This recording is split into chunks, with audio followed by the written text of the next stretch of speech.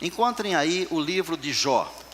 O meu assunto, como está no boletim, é Deus cura as feridas.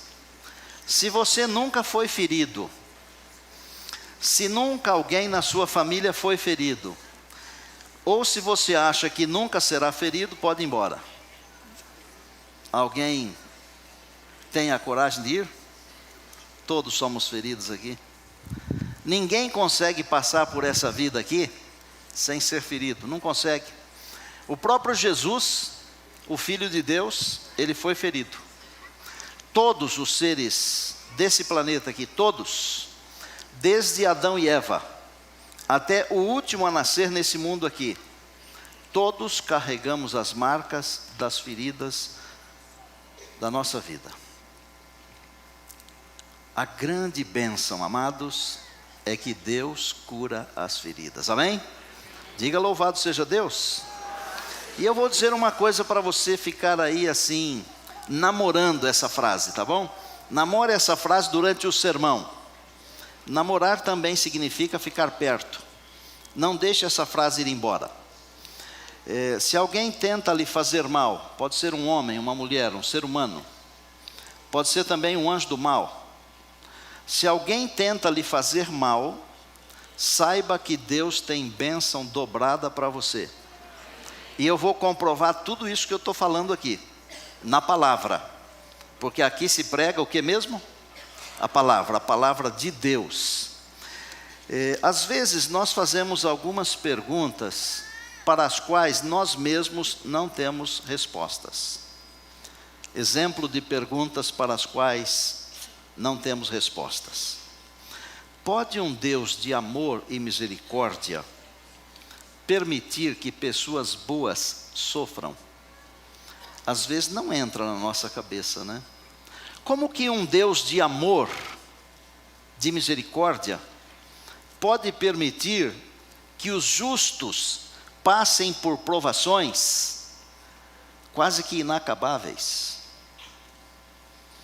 Existe alguma correlação entre sofrimento e justiça?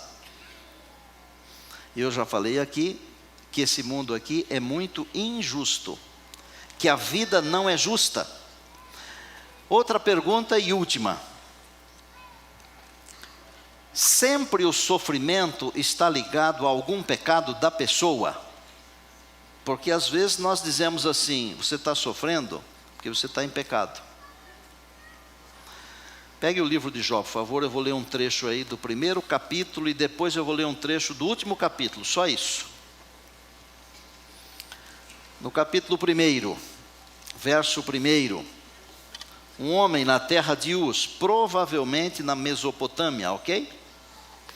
Porque os historiadores e comentaristas estudiosos dizem que pode ser em vários lugares, mas provavelmente Mesopotâmia. O seu nome era Jó. Aqui uma descrição de como era esse homem: íntegro, reto, temente a Deus, se desviava do mal. Teve 7 filhos, 2 filhas, 3 filhas, 7 filhos e 3 filhas. 7.000 ovelhas, 3.000 camelos, 500 juntas de bois, 500 jumentas. Muitas pessoas trabalhavam para ele era muito rico. Os seus filhos faziam banquetes. Decorridos os turnos dos banquetes, verso 5, ele oferecia sacrifícios pelos filhos. Verso 6, num dia em que os filhos de Deus vieram a sentar-se perante o Senhor, o Deus do universo, veio também Satanás entre eles, e 7, perguntou o Senhor a Satanás: de onde vens? Satanás respondeu ao Senhor: de rodear a terra e passear por ela. Perguntou o Senhor a Satanás: observaste o meu servo Jó? Porque ninguém há na terra semelhante a ele, homem íntegro, reto, temente a Deus e que se desvia do mal. Então respondeu Satanás: porventura Jó serve ao Senhor de balde? É sem razão que ele serve ao Senhor. Acaso não o cercaste com tudo de bom? A ele, a sua casa e a tudo quanto tem? A obra de suas mãos abençoaste? Seus bens se multiplicam, e assim por diante. E o Senhor falou para o Satanás: estende a tua mão sobre ele, toca-lhe em tudo quanto tem, e verás. Satanás disse para Deus: toca sobre ele, e verás se ele não blasfema contra a tua face, o teu nome.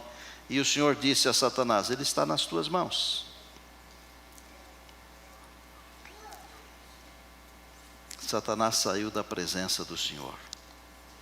Com essa introdução, eu vou criar aqui uma estrutura para você entender.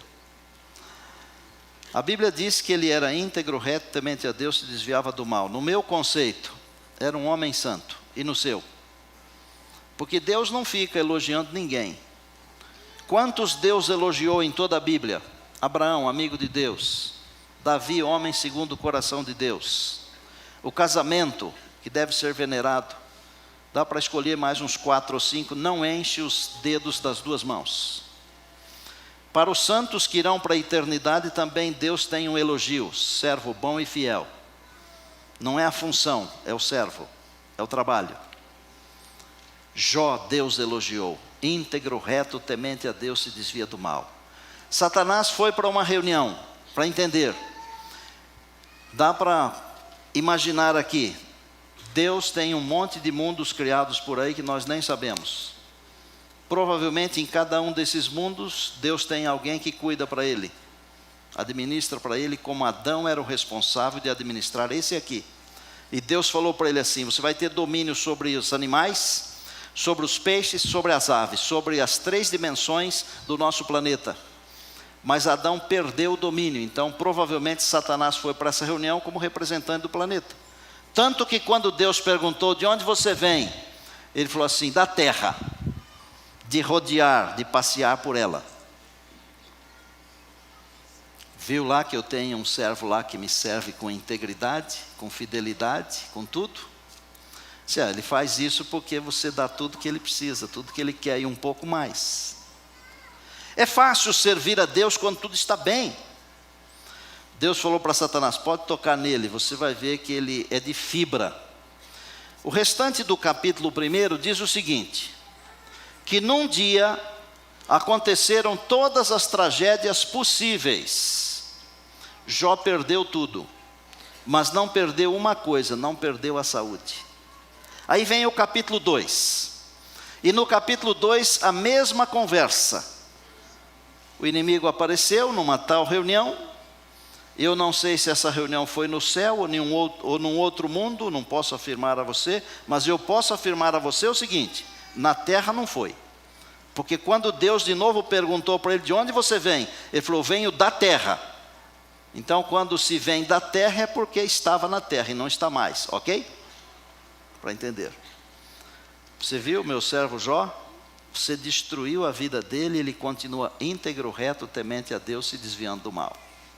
Servir a Deus na aflição não é para todos, é para os verdadeiros filhos de Deus.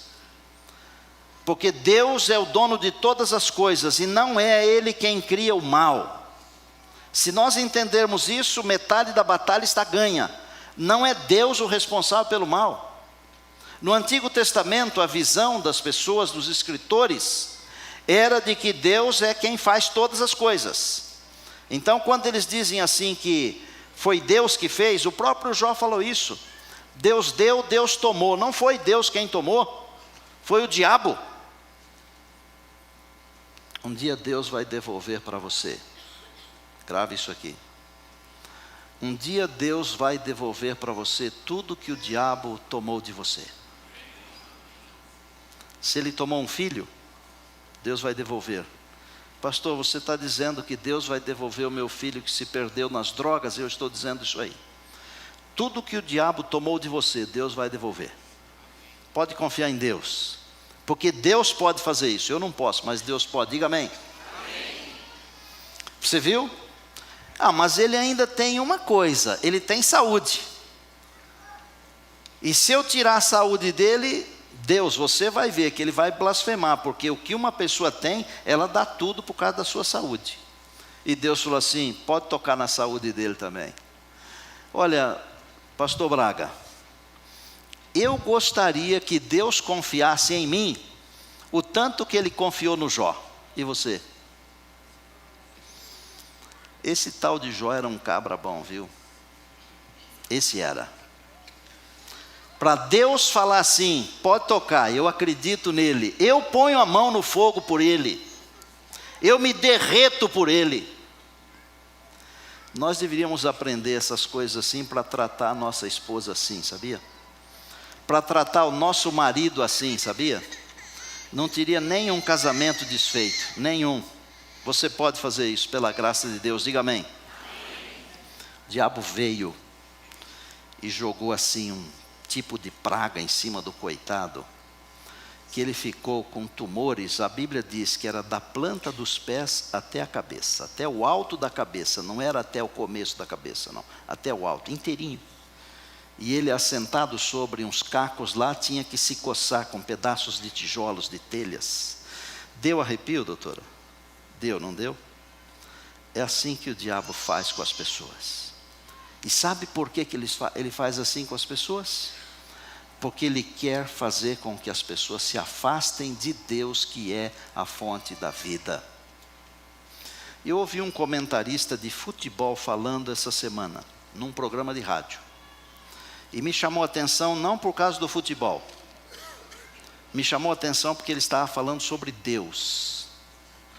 E eu vou escrever uma carta para ele, espero que a carta chegue às mãos dele.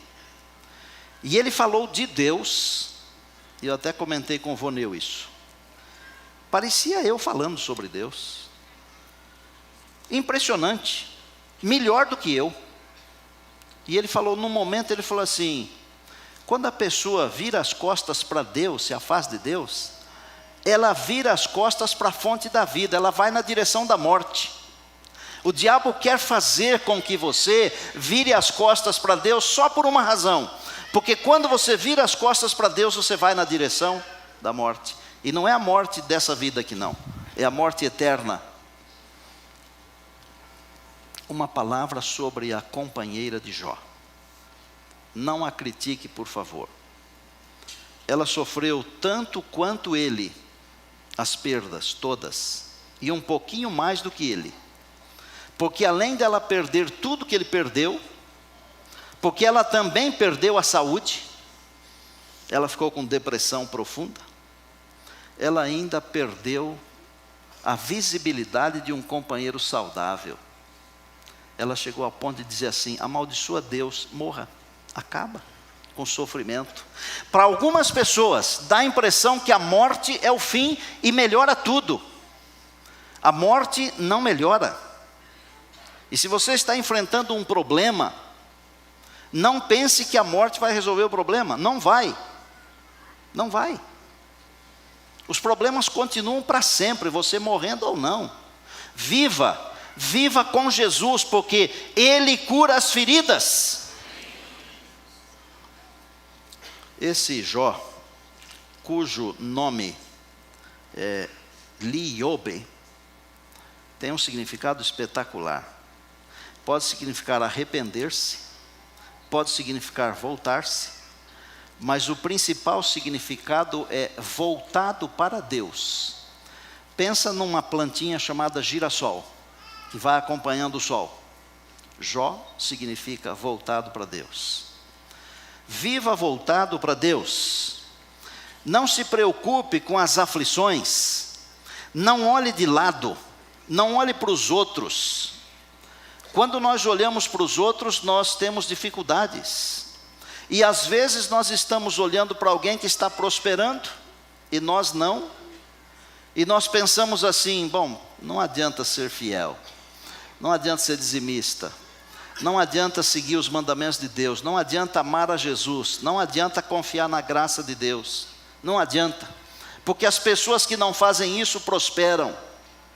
E eu já dei uma receita para você outro dia aqui, que foi o Salmo 73. E eu vou ler um versinho desse Salmo para ajudar você. No verso 17 do Salmo 73 está escrito assim. É muito simples, mas é significativo demais, amados. Para entendermos o assunto do conflito, das perdas, dos sofrimentos e das feridas. O verso 17 diz assim: até que entrei no santuário de Deus e atinei para o fim dos ímpios. Primeiro, Asaf, ele fala uma porção de coisas. Os meus pés quase resvalaram, porque eu fiquei olhando para os ímpios, eles prosperam. Eles tentam a Deus e escapam. Mas assim, até que eu entrei no santuário de Deus e eu vi o fim deles. E se você ler o restante do Salmo 73, eu não gosto de usar capítulo no Salmo por uma razão. Porque os Salmos representam o único livro da Bíblia que não foi dividido em capítulos e versículos pelos maçoretas. Por quê? Porque cada salmo é uma composição, é um poema, é uma música, é uma poesia. Eles já estavam divididos. Então o Salmo 73 é fundamental para entendermos as razões do conflito. Esse Jó, cujo nome significa girassol voltado para Deus, não é uma alegoria, como alguns pregam por aí. Alguns ensinadores que não conhecem Deus e nem a palavra de Deus dizem, é uma alegoria, é uma história. Não é. Se o fosse, Ezequiel não teria falado do livro de Jó. E se você quiser, eu dou os dados aqui. Ezequiel 14:14, ele fala de Jó. Tiago, um outro inspirado de Deus, não teria falado de Jó no capítulo 5 do seu livro, nos versos 10 e 11. Muitos não entendem quem escreveu o livro de Jó. Os judeus acreditam que foi Moisés, e eu também acredito, e os adventistas do sétimo dia também creem que foi esse homem. Quando foi escrito o livro de Jó?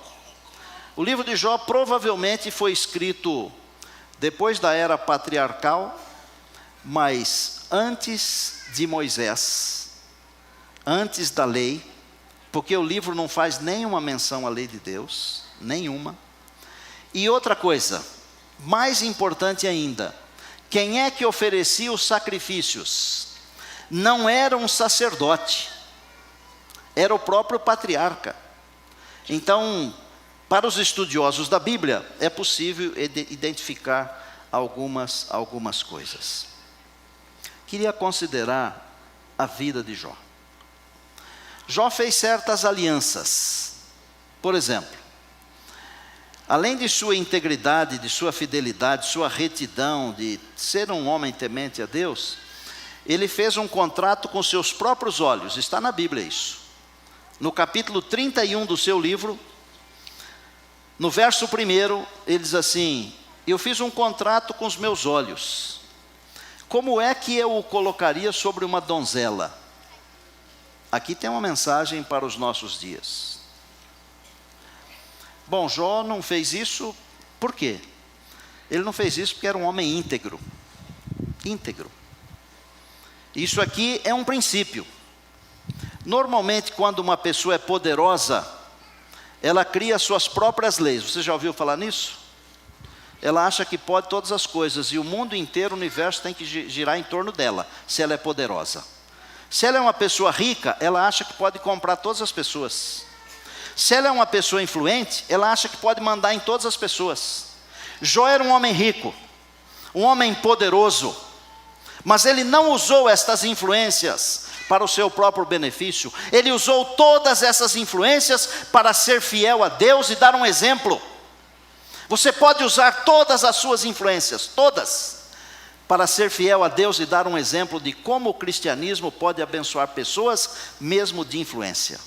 O cristianismo não é só para pessoas fracas, não é só para os pobrezinhos. O cristianismo é para todas as pessoas que querem construir um caráter segundo o caráter de Cristo. É para você e é para mim, diga amém.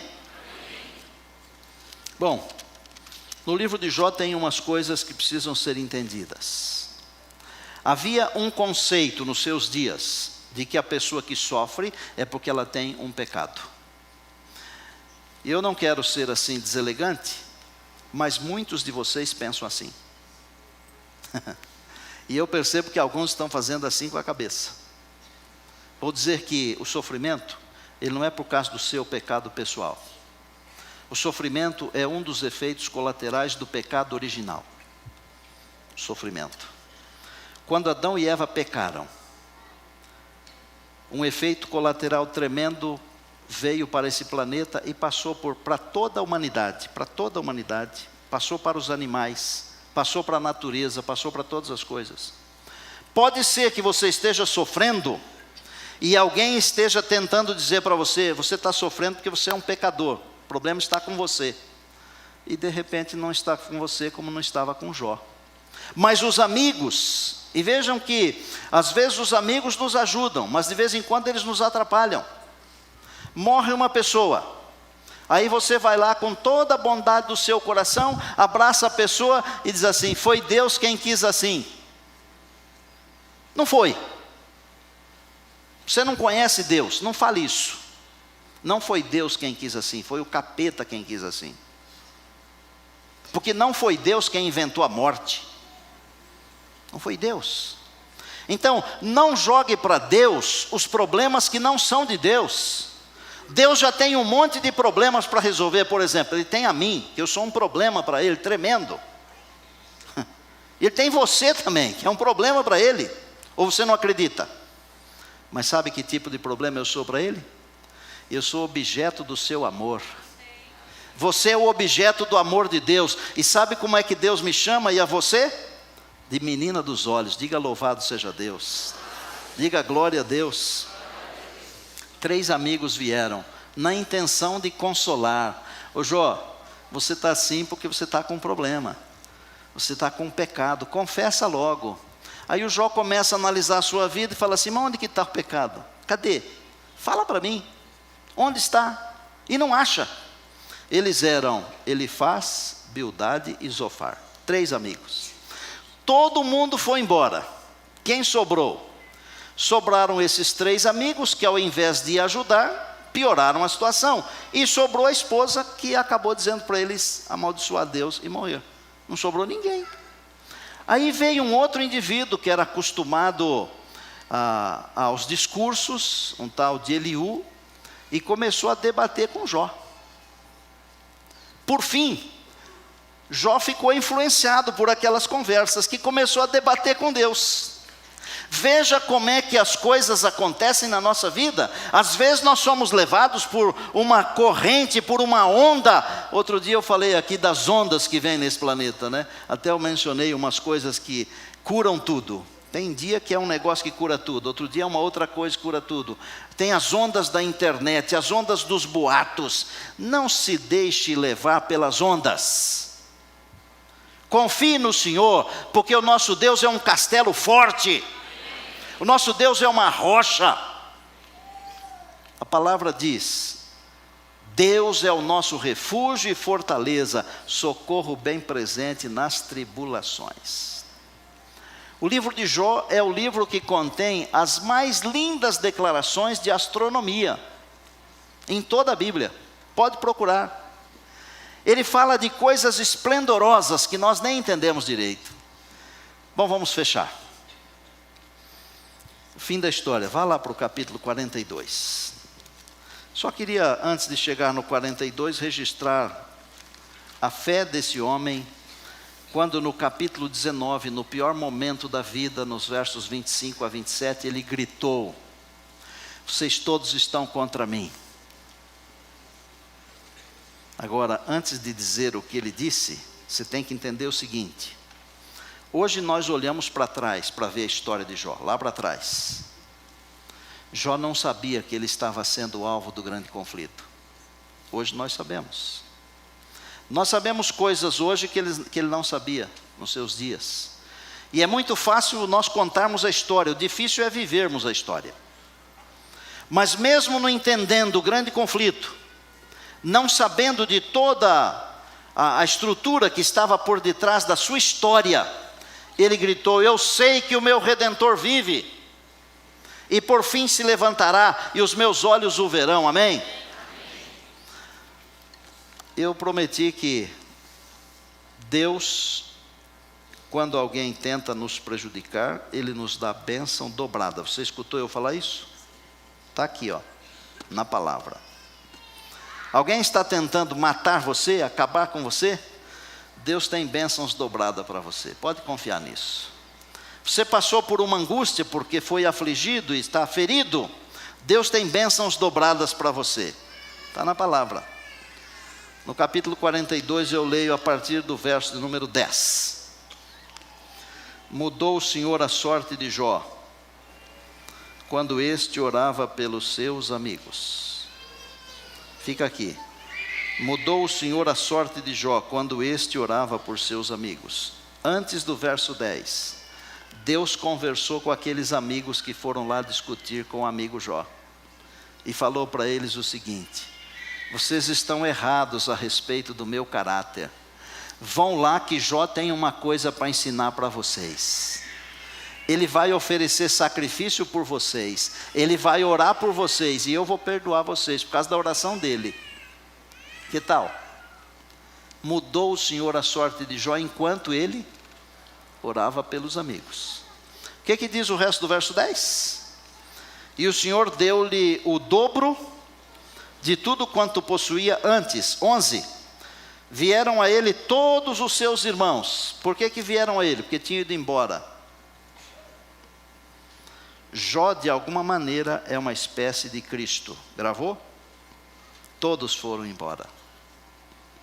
Mas no momento em que Deus o abençoou, voltaram todos. O que fizeram?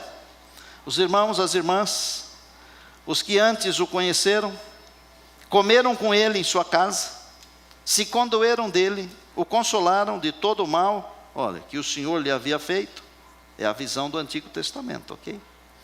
E cada um lhe deu dinheiro e um anel de ouro. Abençoou o último estado de Jó mais do que o primeiro.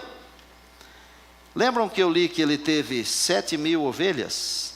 Aqui a Bíblia diz 14. Tinha 3.000 camelos, aqui a Bíblia diz 6.000. 500 juntas de bois, aqui a Bíblia diz 1.000. 500 jumentas, a Bíblia diz 1.000 jumentas. Também teve outros 7 filhos e 3 filhas. Aí dá até o nome das 3 meninas. E olha que coisa. 15. Em toda aquela terra não se acharam mulheres tão formosas como as filhas de Jó. Seu pai lhes deu herança entre seus irmãos. Como pode um indivíduo que teve, vou chamar de câncer, que teve tumores da planta dos pés até o alto da cabeça, com uma mulher que ficou com depressão profunda, que já não eram mais meninos de 18 anos, quando os hormônios estão pululando, como pode um homem desse, com uma mulher dessa, ter as 3 meninas, além dos filhos, que não fala sobre a beleza deles, as 3 meninas de todo o Oriente, mais lindas, as 3 mais lindas de todo o Oriente. Só quem pode fazer isso é alguém que pode dar bênção dobrada para quem é perseguido e provado. Só Deus pode fazer isso, amém? Eu quero confiar a você o meu coração agora. E pedir a você que confie nesse Deus, porque Ele tem bênçãos dobradas para você. Não se esqueça disso. As bênçãos de Deus, elas estão todas disponíveis para aqueles que confiam plenamente no Senhor. Tudo termina bem para quem confia plenamente no Senhor. Se alguma coisa ainda não está bem, é porque ainda não terminou.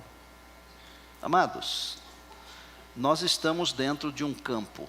Eu não sei se é de futebol, se é de golfe, ou do que é, mas é um campo.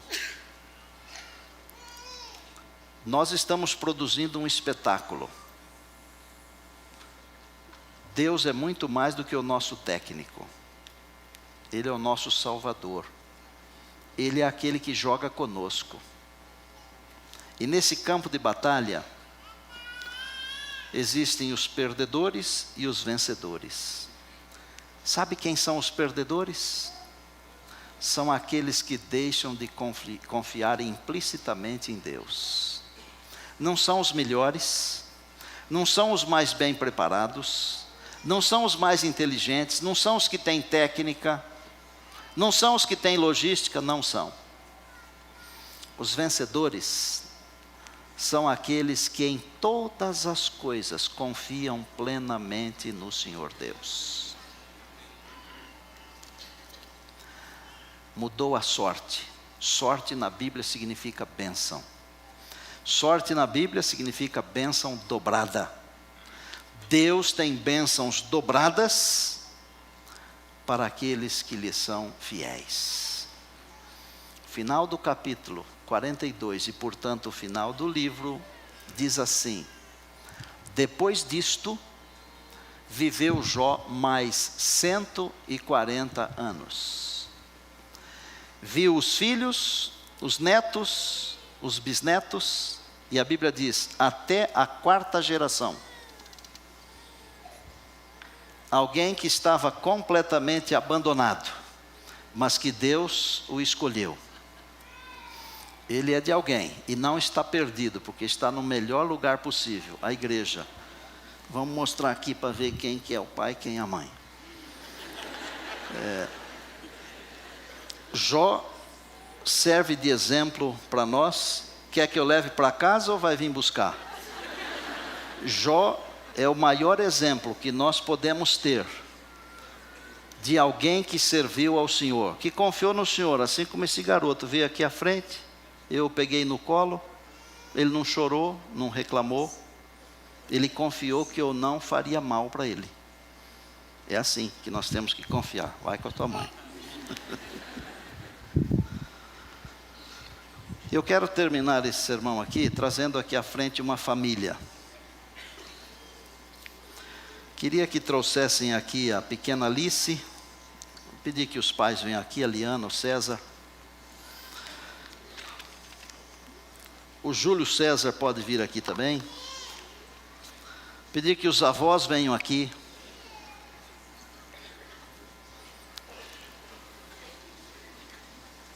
Bem-vindos. Bisavô também pode vir, tio, quem tiver aí da família pode vir aqui à frente. Os familiares.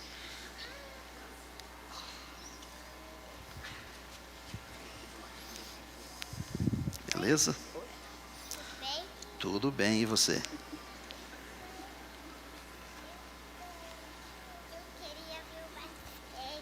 Ah, você queria ver o batistério? Sim. Tá bom, depois o vovô Levi vai te levar lá, como ele faz sempre. Venham aqui. Há muitas coisas que podem significar riqueza, mas nada representa tão bem a riqueza como uma família.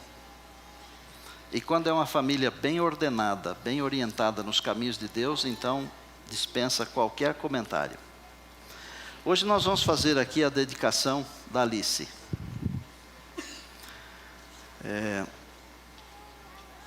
Nós planejamos esse momento aqui para esse encerramento de sermão por algumas razões. Mas a principal delas é dizer que as bênçãos de Deus, elas podem vir sobre cada um de nós, sobre a família que está aqui, que foi abençoada, sobre o coral que está ali, que vai cantar daqui a pouquinho, sobre mim, sobre você, sobre os que nos acompanham a cada sábado na internet. Deus tem bênçãos para vocês. Deus tem bênçãos para todos nós. Enquanto o maestro Silmar vai... Ah, não é o Silmar, é outro pianista, é uma menina. Você toca para a gente aí um pouquinho, nós vamos colar o pezinho da Alice aqui no certificado. Vou pedir que os meus companheiros de trabalho, pastor Mauro e pastor Mateus, venham aqui e me ajudem.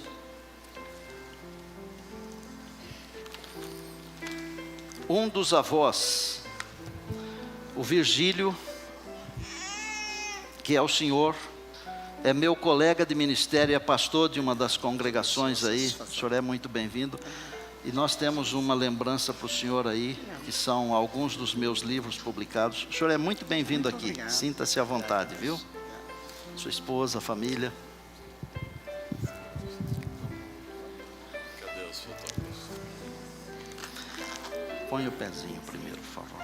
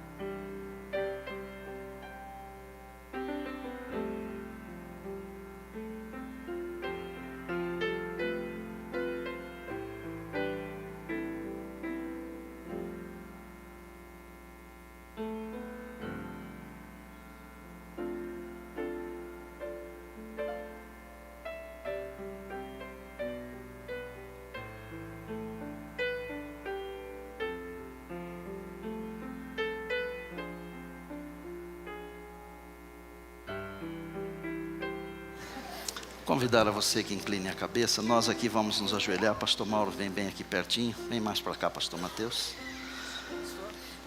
Vamos nos ajoelhar todos.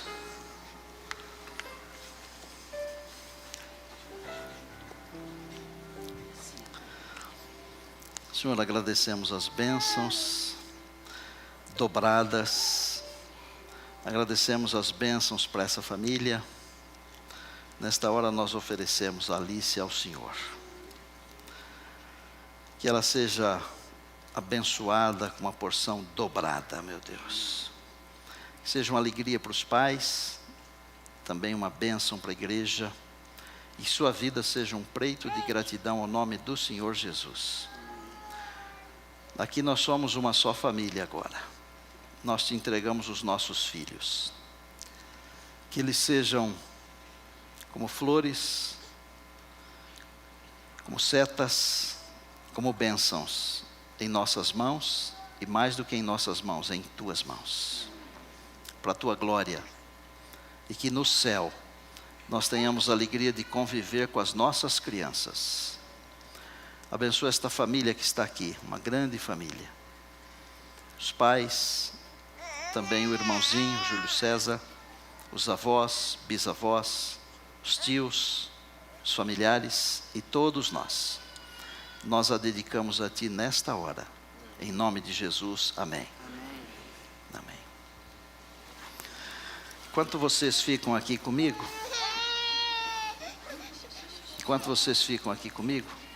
nós vamos ter uma música linda que o coral vai cantar.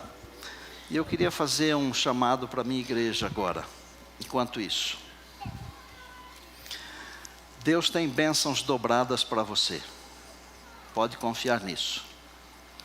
Se em algum momento você se sentiu ferido e por alguma razão esta ferida ainda não está cicatrizada, vou falar de novo para ficar muito claro. Se em algum momento você se sentiu ferido e esta ferida ainda não está completamente cicatrizada, eu quero chamar você aqui à frente durante a música do coral. E nós vamos terminar o sermão com uma prece. Mas só venha se você foi ferido e a ferida ainda dói, não está completamente curada. Deus tem a cura para você hoje. E mais do que a cura, Deus tem uma bênção dobrada para você, porque está na palavra, e aquele que prometeu é fiel. Amém? Não tenha receio de vir, porque Deus tem bênçãos para você.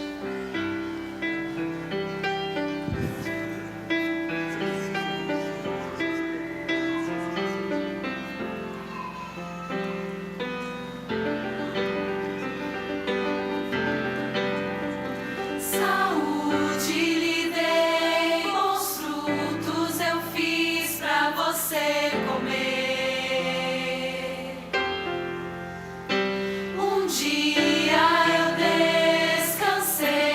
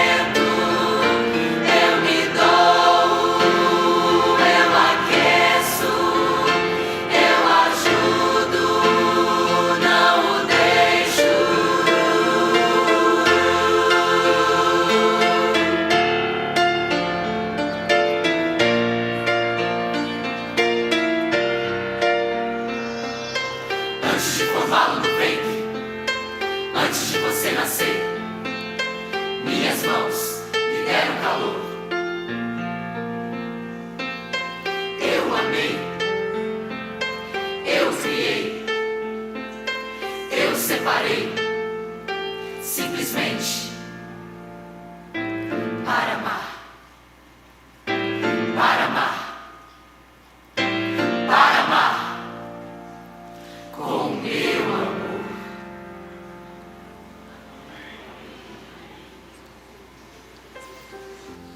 Obrigado ao jovem coral.